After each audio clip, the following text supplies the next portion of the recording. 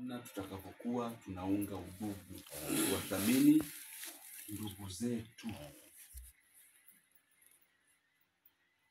Ana Anas radiyallahu ta'ala anhu arda anna an-nabiy sallallahu alayhi wasallam qala man ahabba an yubsata alayhi, na vile inafaa pia kusema an yubsata lahu fi rizqihi, mtu anayependa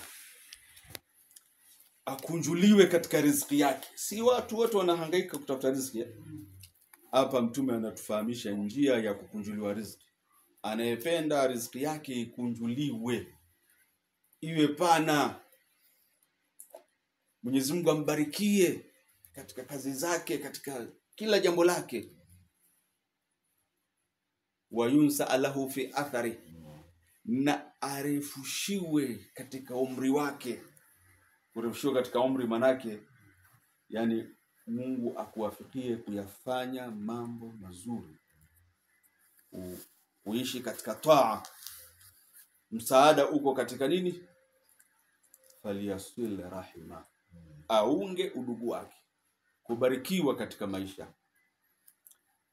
Lakini kubakisha utajo mzuri baada ya kufa kwako.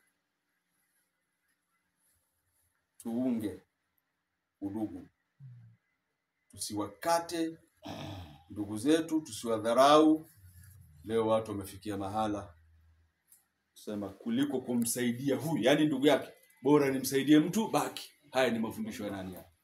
Mtume anasema faliyasil rahima, yani tena anasema kuliko kumsaidia, maana anacho cha kumsaidia.